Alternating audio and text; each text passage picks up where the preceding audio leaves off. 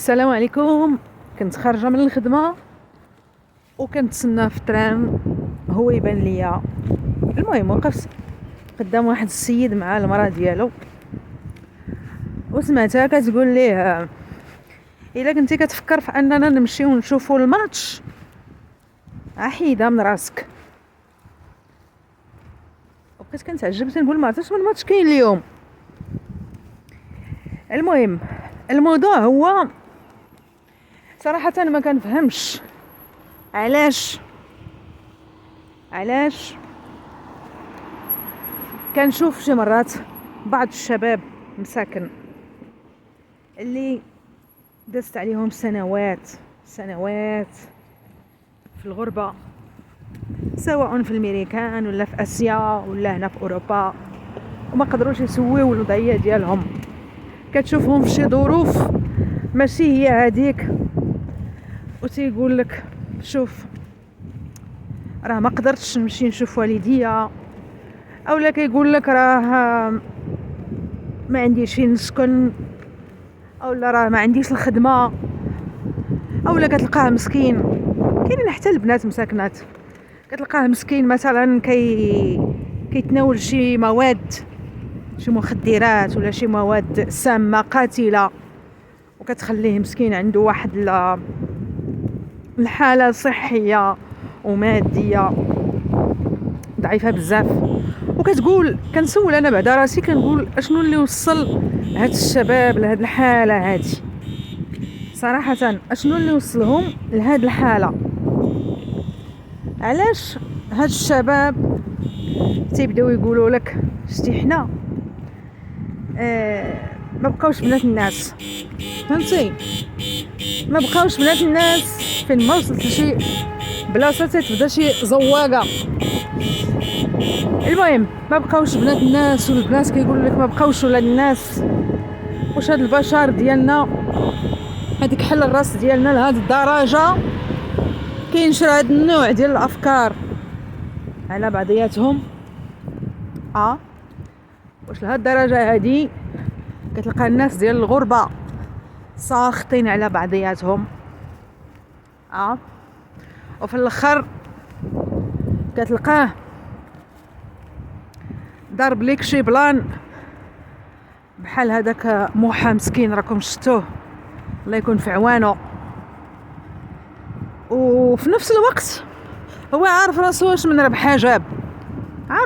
ربح جاب، ولكن بنت بلادو لا،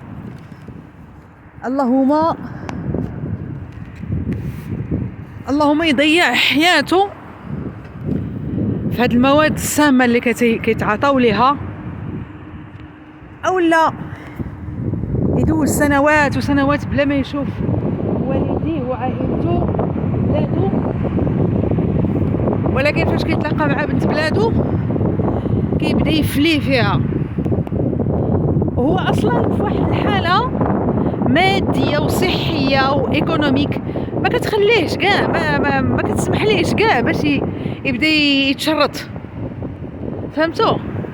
وفاش كيتلاقى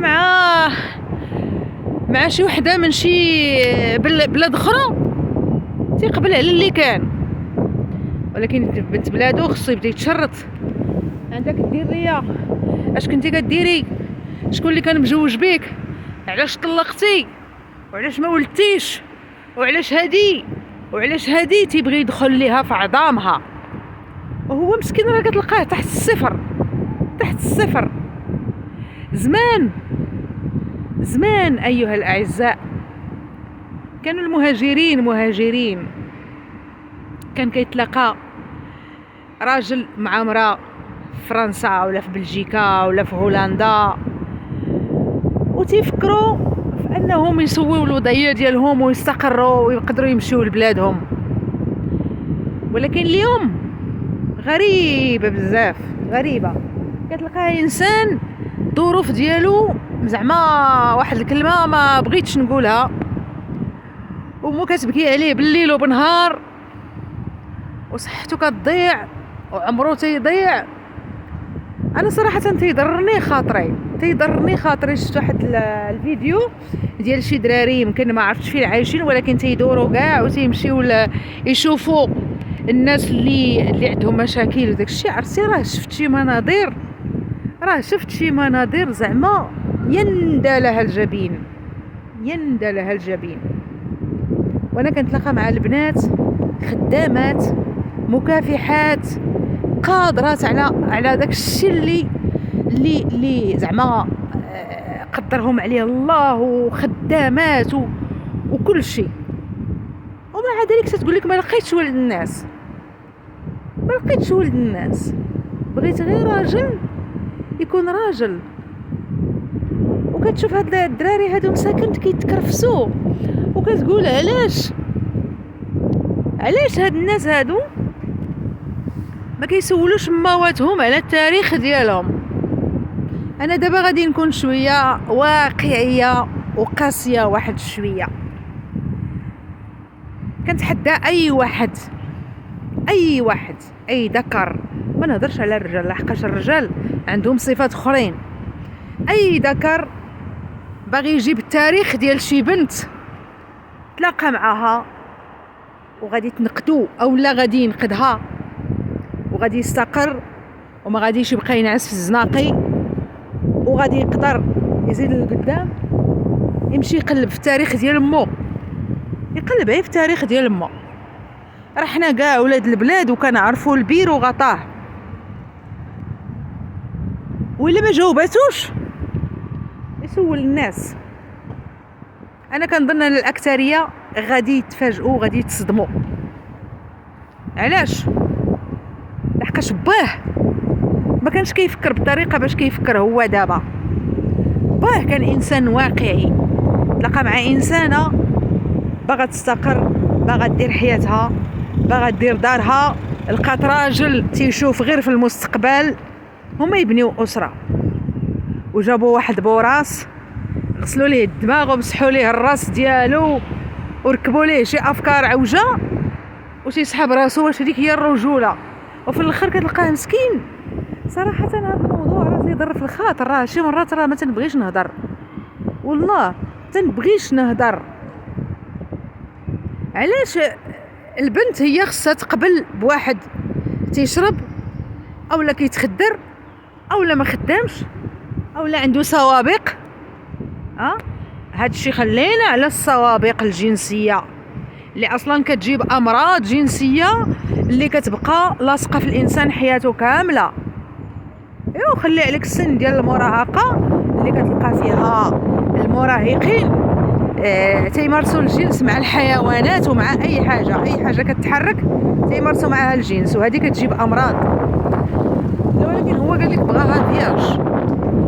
وطحت واحد النهار على واحد الفيديو ديال واحد السيد ما عندوش علاش يحشم، ماشي فيديو، كاتب واحد لا بوبليكاسيون ما عندوش علاش يحشم. والله زعما قال لك اذا لم تستحي فافعل ما شئت.